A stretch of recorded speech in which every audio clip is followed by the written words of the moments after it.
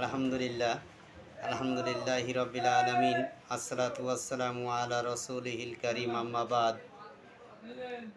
পবিত্র মাহে রমাদান, আশা করি দেশ এবং দেশের বাইরে যে যেখানে আছেন বন্ধু বান্ধব, শুভাকাঙ্ক্ষী, আত্মীয় স্বজন, দূরাত্মীয়, নিকটাত্মীয়, কাছে এবং দূরে, আপনজন দূর আপনজন, সবার প্রতি রইল আসসালামু আলাইকুম আ রহমতুল্লাহি আবরাকাতু। তা আমরা জানতাম আজ একটা হাদিস নিয়ে কথা বলবো ইনশাআল্লাহ। আল্লাহ যেন আমাকে এ বিষয়ে কিছু কথা বলার তৌফিক দেন, এজন্য শুকরিয়া করে বলি আলহামদুলিল্লাহ, আমিন।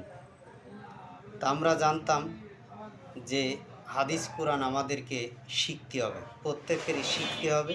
কারণ হাদিস কোরআন শিখলে যে আমি মুফতি মুহাদ্দিস হব এটা কোনো কথা না।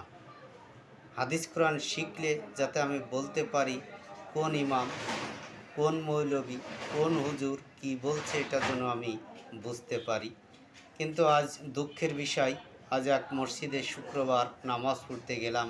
এই মসজিদের ইমাম, সম্মানিত ইমাম খতিব, উনি অনেক শিক্ষিত একজন মানুষ, মেধাবী একজন আলেম। কিন্তু উনি আজকে বলল যে হাদিস কোরআন সবার শিখার দরকার নাই, যদি দুই একজন শিখলেই চলবে, বাদ বাকি লোক ওনার কাছে যাইয়ে শুনে আসবে। তা আমার কাছে একটা প্রশ্ন হলো যে এই সম্মানিত ইমাম, উনি একজন আলেম ব্যক্তি, আমি জানি, তো উনি এই হাদিসটাকে একটু বলুক যে হাদিসের ইবারতটা কি।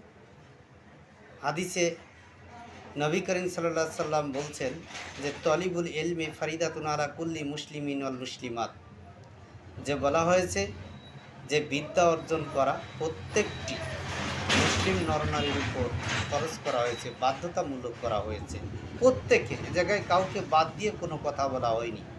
কিন্তু আজ আমার মনে হয় এই সম্মানিত খতিব, ইনি কোনো পীরের মুরিদ, কারো কোনো পীরের মুরিদ ছাড়া এমন কোনো কথা বলার এখতিয়ার রাখে না যে সবাই শিকার দরকার নেই, দুই একজন শিখলেই চলবে।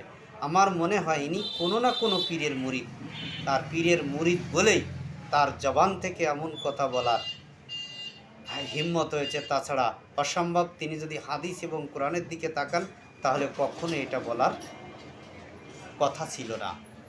আমার এই কথা বলার ভিতরে যদি কোনো ভুল ত্রুটি থেকে থাকে আপনারা আমাকে ক্ষমা করবেন এবং আমাকে উৎসাহ দিবেন, আমি যেন আরও ভবিষ্যতে আরও সুন্দর কথা বলতে পারি। আমিন।